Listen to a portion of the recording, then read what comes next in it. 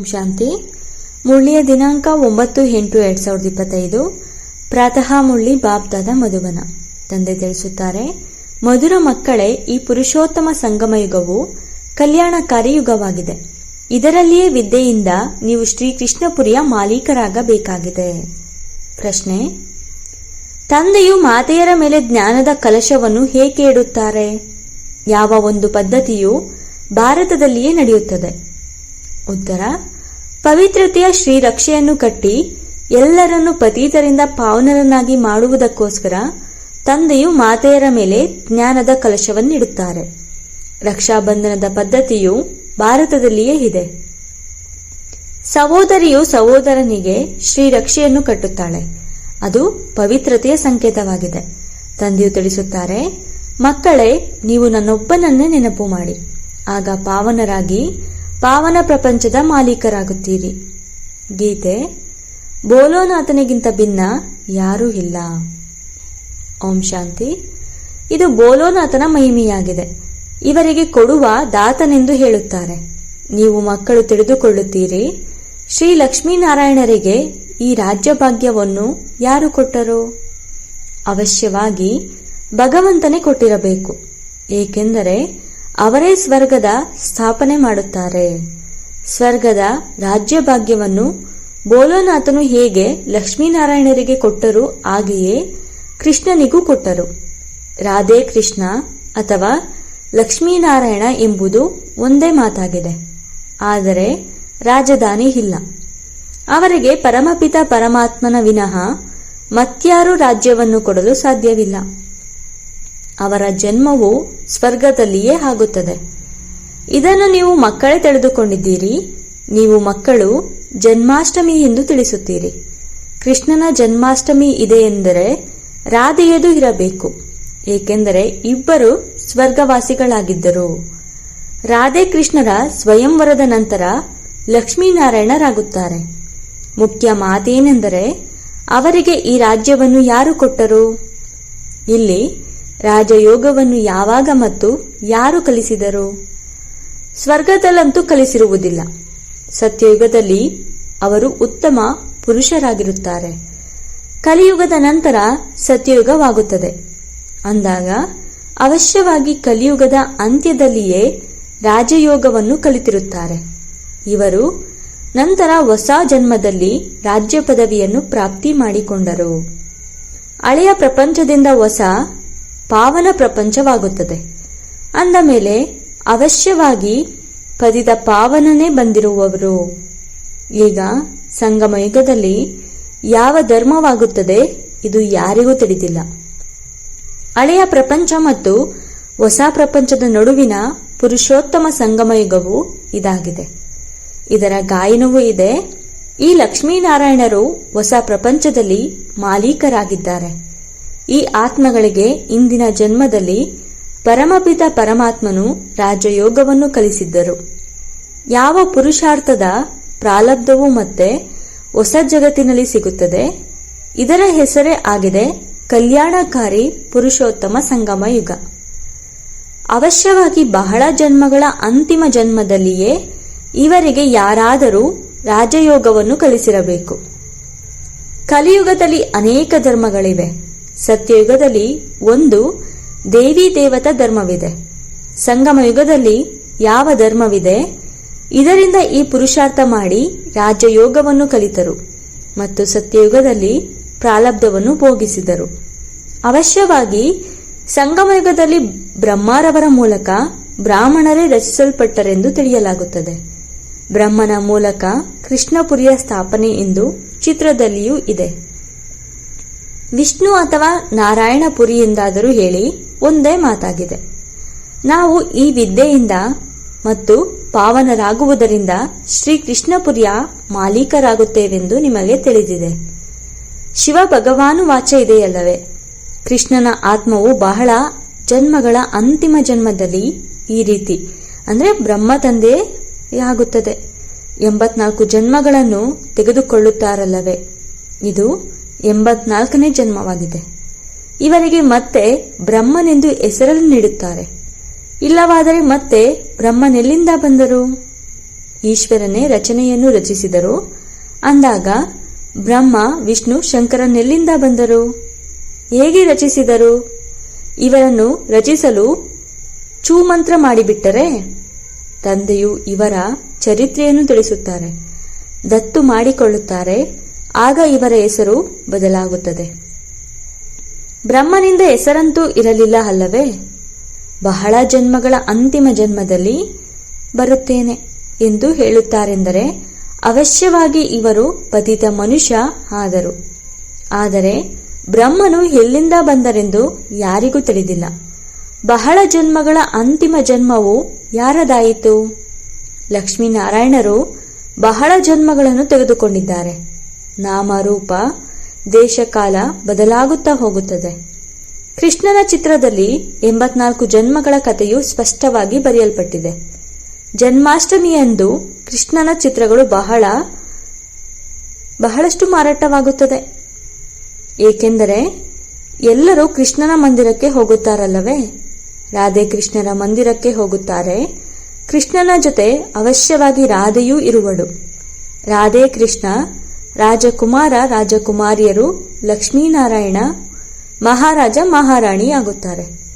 ಇವರೇ 84 ಜನ್ಮಗಳನ್ನು ತೆಗೆದುಕೊಂಡು ಈ ಅಂತಿಮ ಜನ್ಮದಲ್ಲಿ ಬಂದು ಬ್ರಹ್ಮ ಸರಸ್ವತಿಯಾದರು.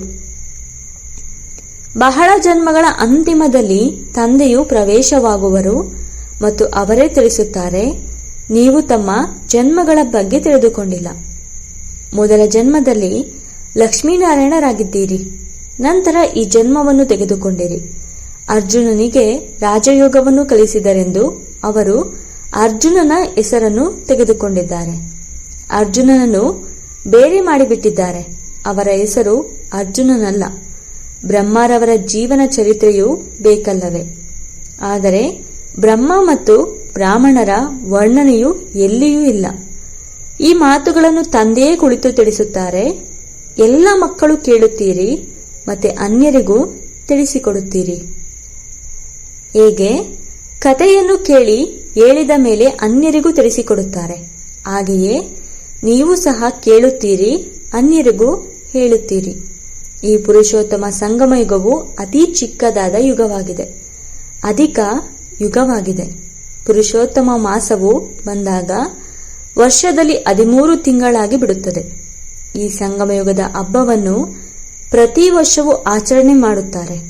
ಈ ಪುರುಷೋತ್ತಮ ಸಂಗಮಯುಗದ ಬಗ್ಗೆ ಯಾರಿಗೂ ತಿಳಿದಿಲ್ಲ. ಈ ಸಂಗಮಯುಗದಲ್ಲಿಯೇ ತಂದೆಯು ತಮಗೆ ಪವಿತ್ರರನ್ನಾಗಿ ಮಾಡುವ ಪ್ರತಿಜ್ಞೆ ಮಾಡಿಸುತ್ತಾರೆ. ಪತಿತ ಪ್ರಪಂಚದಿಂದ ಪಾವನ ಪ್ರಪಂಚದ ಸ್ಥಾಪನೆ ಮಾಡುತ್ತಾರೆ. ರಕ್ಷಾಬಂಧನದ ಪದ್ಧತಿಯೂ ಸಹ ಭಾರತದಲ್ಲಿಯೇ ಇದೆ. ಸಹೋದರನಿಗೆ ಶ್ರೀ ರಕ್ಷೆಯನ್ನು ಕಟ್ಟುತ್ತಾರೆ. ಆದರೆ ಆ ಕುಮಾರಿಯೂ ಸಹ ಮತ್ತೆ ಅಪವಿತ್ರವಾಗಿ ಬಿಡುತ್ತಾಳೆ. ಈಗ ತಂದೆಯು ಈ ಮಾತೆಯರ ಮೇಲೆ ಜ್ಞಾನದ ಕಲಶವನ್ನು ಇಡುತ್ತಾರೆ. ಆ ಬ್ರಹ್ಮಕುಮಾರ ಕುಮಾರಿಯರು ಕುಳಿತು ಪವಿತ್ರತೆಯ ಪ್ರತಿಜ್ಞೆ ಮಾಡಿಸಲು ಶ್ರೀ ರಕ್ಷೆಯನ್ನು ಕಟ್ಟುತ್ತೀರಿ. ತಂದೆಯು ತಿಳಿಸುತ್ತಾರೆ, ನನ್ನೊಬ್ಬನನ್ನು ನೆನಪು ಮಾಡಿದರೆ ನೀವು ಪಾವನರಾಗಿ ಪಾವನ ಪ್ರಪಂಚದ ಮಾಲೀಕರಾಗಿ ಬಿಡುತ್ತೀರಿ. ನಂತರ ಯಾವುದೇ ರಾಖಿ ಇತ್ಯಾದಿಯನ್ನು ಕಟ್ಟಿಸಿಕೊಳ್ಳುವ ಅವಶ್ಯಕತೆ ಇರುವುದಿಲ್ಲ. ಹೇಗೆ ಸಾಧು ಸನ್ಯಾಸಿಗಳು ದಾನವನ್ನು ಕೇಳುತ್ತಾರೆ. ಕ್ರೋಧದ ದಾನ ಕೊಡಿ ಎಂದು ಕೆಲವರು ಹೇಳುತ್ತಾರೆ. ಈರುಳ್ಳಿಯನ್ನು ತಿನ್ನಬೇಡಿ ಎಂದು ಕೆಲವರು ಹೇಳುತ್ತಾರೆ. ಯಾವುದನ್ನು ತಾವು ತಿನ್ನುವುದಿಲ್ಲವೋ ಅದನ್ನು ಅನ್ಯರಿಂದಲೇ ದಾನ ತೆಗೆದುಕೊಳ್ಳುತ್ತಾರೆ. ಅವರೆಲ್ಲರಿಗಿಂತ ದೊಡ್ಡ ಪ್ರತಿಜ್ಞೆಯನ್ನು ಬೇಹದ್ದಿನ ತಂದೆಯೂ ಮಾಡಿಸುತ್ತಾರೆ. ನೀವು ಪಾವನರಾಗಲು ಬಯಸುತ್ತೀರೆಂದರೆ ಪತಿತ ಪಾವನ ತಂದೆಯನ್ನು ನೆನಪು ಮಾಡಿ. ದ್ವಾಪರದಿಂದ ಹಿಡಿದು ನೀವು ಪತಿತರಾಗುತ್ತಾ ಬಂದಿದ್ದೀರಿ. ಈಗ ಇಡೀ ಪ್ರಪಂಚವು ಪಾವನವಾಗಬೇಕು ಅಂದಾಗ ತಂದೆಯು ಪಾವನವನ್ನಾಗಿ ಮಾಡುತ್ತಾರೆ. ಸರ್ವರ ಸದ್ಗತಿದಾತನು ಯಾವುದೇ ಸಾಧಾರಣ ಮನುಷ್ಯನಾಗಿರಲು ಸಾಧ್ಯವಿಲ್ಲ. ತಂದೆಯು ಪಾವನರಾಗುವ ಪ್ರತಿಜ್ಞೆಯನ್ನು ಮಕ್ಕಳಿಂದ ತೆಗೆದುಕೊಳ್ಳುತ್ತಾರೆ. ಭಾರತವೇ ಪಾವನ ಸ್ವರ್ಗವಾಗಿತ್ತಲ್ಲವೇ? ಪರಮಪಿತ ಪರಮಾತ್ಮನು ಪತಿತ ಪಾವನನಾಗಿದ್ದಾರೆ. ಕೃಷ್ಣನನ್ನು ಪತಿತ ಪಾವನನೆಂದು ಹೇಳುವುದಿಲ್ಲ. ಕೃಷ್ಣನ ಜನ್ಮವಾಗುತ್ತದೆ. ಅವರ ತಂದೆ ತಾಯಿಯರನ್ನು ತೋರಿಸುತ್ತಾರೆ. ಒಬ್ಬ ಶಿವನದು ಅಲೌಕಿಕ ಜನ್ಮವಾಗಿದೆ. ಅವರೇ ಬಂದು ತಮ್ಮ ಪರಿಚಯವನ್ನು ಕೊಡುತ್ತಾರೆ. ನಾನು ಸಾಧಾರಣ ತನುವಿನಲ್ಲಿ ಪ್ರವೇಶ ಮಾಡುತ್ತೇನೆ. ಶರೀರದ ಆಧಾರವನ್ನು ಅವಶ್ಯವಾಗಿ ತೆಗೆದುಕೊಳ್ಳಬೇಕಾಗುತ್ತದೆ. ನಾನು ಜ್ಞಾನ ಸಾಗರ, ಪತಿತ ಪಾವನ, ರಾಜಯೋಗವನ್ನು ಕಲಿಸುವವನಾಗಿದ್ದೇನೆ ಅಂದ ಮೇಲೆ ತಂದೆಯೇ ಸ್ವರ್ಗದ ರಚಯಿತನಾಗಿದ್ದಾರೆ ಮತ್ತು ನರಕದ ವಿನಾಶ ಮಾಡಿಸುತ್ತಾರೆ. ಯಾವಾಗ ಸ್ವರ್ಗವಿರುತ್ತದೆ ಆಗ ನರಕವಿಲ್ಲ. ಈಗ ಸಂಪೂರ್ಣ ರೌರವ ನರಕವಾಗಿದೆ. ಯಾವಾಗ ಸಂಪೂರ್ಣ ತಮೋಪ್ರಧಾನ ನರಕವಾಗುವುದೋ ಆಗಲೇ ತಂದೆಯು ಬಂದು ಸತೋಪ್ರಧಾನ ಸ್ವರ್ಗವನ್ನಾಗಿ ಮಾಡುತ್ತಾರೆ. 100% ಪತಿತರಿಂದ 100% ಪಾವನರನ್ನಾಗಿ ಮಾಡುತ್ತಾರೆ. ಮೊದಲ ಜನ್ಮವು ಅವಶ್ಯವಾಗಿ ಸತೋಪ್ರಧಾನವಾಗಿರುವುದೇ ಸಿಗುವುದು. ನೀವು ಮಕ್ಕಳು ವಿಚಾರ ಸಾಗರ ಮಂಥನ ಮಾಡಿ ಭಾಷಣ ಮಾಡಬೇಕಾಗಿದೆ. ಪ್ರತಿಯೊಬ್ಬರೂ ತಿಳಿಸುವ ಶೈಲಿಯು ಭಿನ್ನವಾಗಿರುವುದು. ತಂದೆಯೂ ಸಹ ಒಂದೊಂದು ದಿನ ಒಂದೊಂದು ರೀತಿಯಾಗಿ ತಿಳಿಸಿಕೊಡುತ್ತಾರೆ. ಒಂದೇ ತರಹವಾಗಿ ತಿಳಿಸುವುದಿಲ್ಲ. ತಿಳಿದುಕೊಳ್ಳಿ, ಯಾರಾದರೂ ಟೆಪ್ನಿನಿಂದ ನಿಖರವಾಗಿ ಕೇಳಲೂಬಹುದು, ಆದರೆ ಅದನ್ನು ಮತ್ತೆ ಅದೇ ರೀತಿ ನಿಖರವಾಗಿ ಹೇಳಲು ಸಾಧ್ಯವಿಲ್ಲ. ಸ್ವಲ್ಪವಾದರೂ ಅಂತರವಾಗುತ್ತದೆ. ತಂದೆಯು ಏನನ್ನು ತಿಳಿಸುತ್ತಾರೆ ಅದನ್ನು ನೀವು ತಿಳಿದುಕೊಂಡಿದ್ದೀರಿ. ಡ್ರಾಮಾದಲ್ಲಿ ಎಲ್ಲವೂ ನಿಗದಿಯಾಗಿದೆ. ಕಲ್ಪದ ಹಿಂದೆ ಹೀಗೆ ತಿಳಿಸಿದ್ದೇನೋ ಅದೇ ರೀತಿ ಪ್ರತಿಯೊಂದು ಶಬ್ದವನ್ನು ತಿಳಿಸುತ್ತೇನೆ. ಈ ರೆಕಾರ್ಡ್ ತುಂಬಲ್ಪಟ್ಟಿದೆ. ಸ್ವಯಂ ಭಗವಂತನೇ ತಿಳಿಸುತ್ತಾರೆ, ನಾನು 5000 ವರ್ಷಗಳ ಹಿಂದೆ ಯಾವ ಶಬ್ದಗಳನ್ನು ತಿಳಿಸಿದ್ದೇನೋ ಅದೇ ಶಬ್ದಗಳಲ್ಲಿ ಚಾಚೂ ತಪ್ಪದೆ ತಿಳಿಸಿಕೊಡುತ್ತೇನೆ. ಇದು ಮೊದಲೇ ನಿಗದಿಯಾಗಿರುವ ನಾಟಕವಾಗಿದೆ. ಇದರಲ್ಲಿ ಸ್ವಲ್ಪವೂ ಅಂತರವಾಗಲು ಸಾಧ್ಯವಿಲ್ಲ. ಇಷ್ಟು ಚಿಕ್ಕ ಆತ್ಮನಲ್ಲಿ ರೆಕಾರ್ಡ್ ತುಂಬಲ್ಪಟ್ಟಿದೆ. ಈಗ ಕೃಷ್ಣ ಜನ್ಮಾಷ್ಟಮಿಯು ಯಾವಾಗ ಆಗಿತ್ತೆಂದು ಮಕ್ಕಳು ತಿಳಿದುಕೊಂಡಿದ್ದೀರಿ.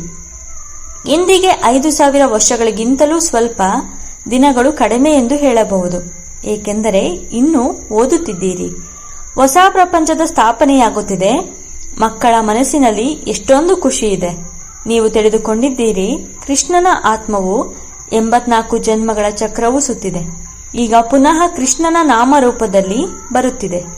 ಹಳೆಯ ಪ್ರಪಂಚದಿಂದ ಒದೆಯುತ್ತಾ ಹೊಸ ಪ್ರಪಂಚವು ಬರುತ್ತಿರುವುದನ್ನು ತೋರಿಸಲಾಗಿದೆ. ಆದ್ದರಿಂದ ಶ್ರೀಕೃಷ್ಣನು ಬರಲಿದ್ದಾನೆ ಎಂದು ಹೇಳಲಾಗುತ್ತದೆ.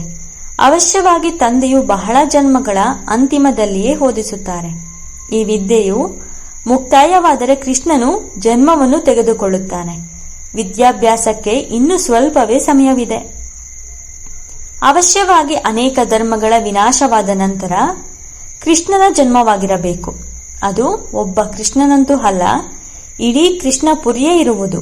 ನೀವು ಬ್ರಾಹ್ಮಣರೇ ರಾಜಯೋಗವನ್ನು ಕಲಿತು ಮತ್ತೆ ದೇವತಾ ಪದವಿಯನ್ನು ಪಡೆಯುತ್ತೀರಿ. ದೇವತೆಗಳಾಗುವುದೇ ಜ್ಞಾನದಿಂದ. ತಂದೆಯು ಬಂದು ವಿದ್ಯೆಯಿಂದ ಮನುಷ್ಯರಿಂದ ದೇವತೆಗಳನ್ನಾಗಿ ಮಾಡುತ್ತಾರೆ. ಇದು ಪಾಪ ಶರೀರವಾಗಿದೆ. ಇದರಲ್ಲಿ ಎಲ್ಲದಕ್ಕಿಂತ ಹೆಚ್ಚು ಸಮಯ ಹಿಡಿಸುತ್ತದೆ. ವಿದ್ಯೆಯು ಸಹಜವಾಗಿದೆ, ಆದರೆ ಯೋಗದಲ್ಲಿಯೇ ಪರಿಶ್ರಮವಿದೆ. ನೀವು ಇದನ್ನು ತಿಳಿಸಿ ಕೃಷ್ಣನ ಆತ್ಮವೂ ಸಹ ಪರಮಪಿತ ಪರಮಾತ್ಮನ ಮೂಲಕ ಈಗ ರಾಜಯೋಗವನ್ನು ಕಲಿಯುತ್ತಿದೆ. ಶಿವ ತಂದೆಯು ಬ್ರಹ್ಮಾರವರ ಮೂಲಕ ನಾವಾತ್ಮಗಳಿಗೆ ವಿಷ್ಣುಪುರಿಯ ರಾಜ್ಯವನ್ನು ಕೊಡಲು ಓದಿಸುತ್ತಿದ್ದಾರೆ. ನಾವು ಪ್ರಜಾಪಿತ ಬ್ರಹ್ಮನ ಮಕ್ಕಳು, ಬ್ರಾಹ್ಮಣ ಬ್ರಾಹ್ಮಣೀಯರಾಗಿದ್ದೇವೆ. ಇದು ಸಂಗಮಯುಗವಾಗಿದೆ. ಬಹಳ ಚಿಕ್ಕದಾದ ಯುಗವಾಗಿದೆ. ಶಿಕೆಯು ಎಲ್ಲದಕ್ಕಿಂತ ಚಿಕ್ಕದಾಗಿರುತ್ತದೆಯಲ್ಲವೇ? ಮತ್ತೆ ಅದಕ್ಕಿಂತಲೂ ದೊಡ್ಡದು ಮುಖವಾಗಿದೆ.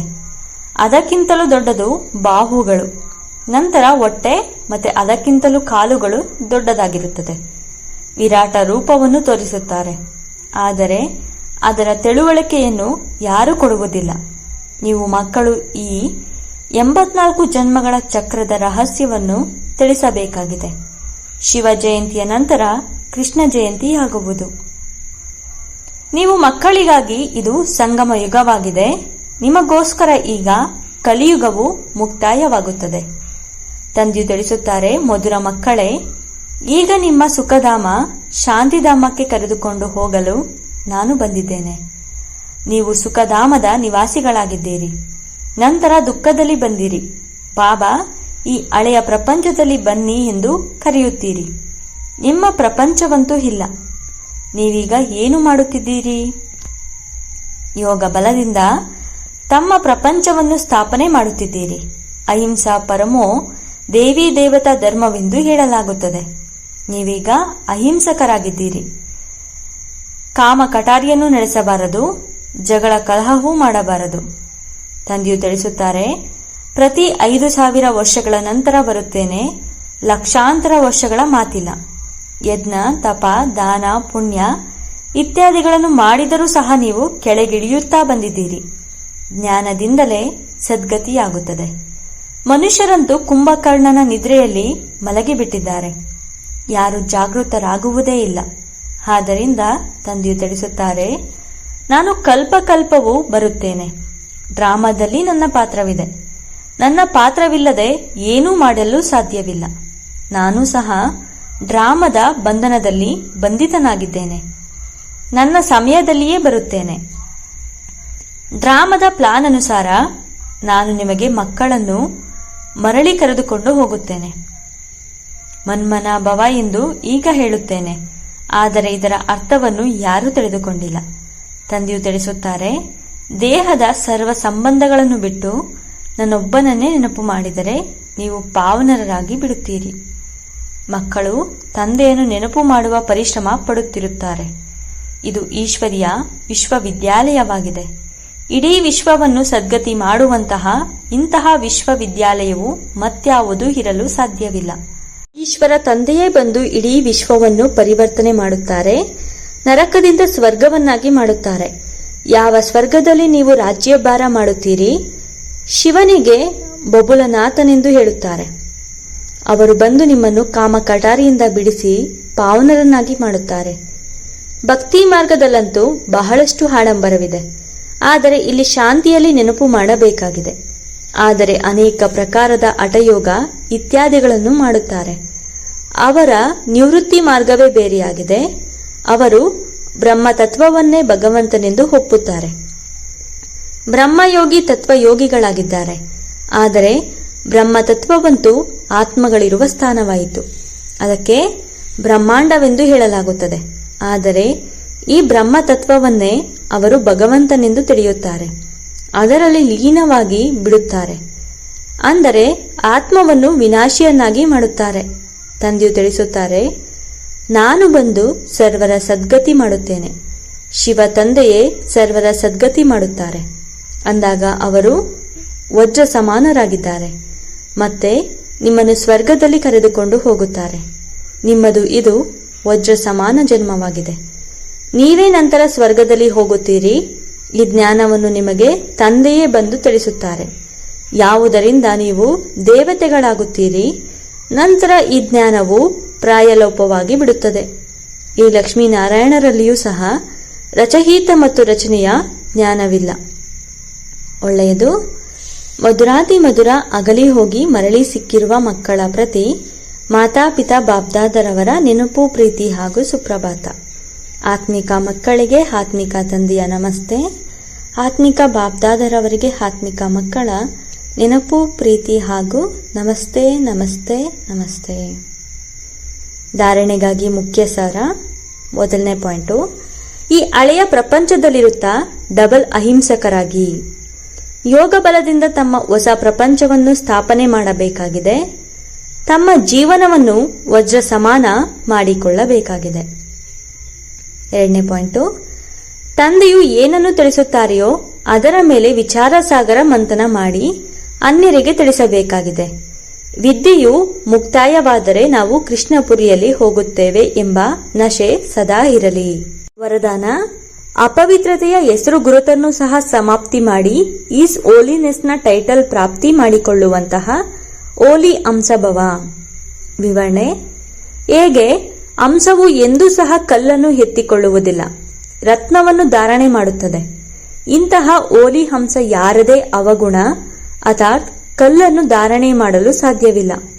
ಅವರು ವ್ಯರ್ಥ ಮತ್ತು ಸಮರ್ಥವನ್ನು ಬೇರೆ ಮಾಡಿ ವ್ಯರ್ಥವನ್ನು ಬಿಟ್ಟು ಬಿಡುತ್ತಾರೆ, ಸಮರ್ಥವನ್ನು ತನ್ನದನ್ನಾಗಿಸಿಕೊಳ್ಳುತ್ತಾರೆ. ಇಂತಹ ಓಲಿ ಅಂಶಗಳೇ ಪವಿತ್ರ ಶುದ್ಧ ಆತ್ಮಗಳಾಗಿದ್ದಾರೆ. ಅವರ ಆಹಾರ, ವ್ಯವಹಾರ ಎಲ್ಲವೂ ಶುದ್ಧವಾಗಿರುತ್ತದೆ. ಯಾವಾಗ ಅಶುದ್ಧ ಅರ್ಥಾತ್ ಅಪವಿತ್ರತೆಯ ಹೆಸರು ಗುರುತು ಸಹ ಸಮಾಪ್ತಿಯಾಯಿತೆಂದರೆ ಆಗ ಭವಿಷ್ಯದಲ್ಲಿ ಈಸ್ ಹೋಲಿನೆಸ್ ಎಂಬ ಟೈಟಲ್ ಪ್ರಾಪ್ತಿಯಾಗುತ್ತದೆ.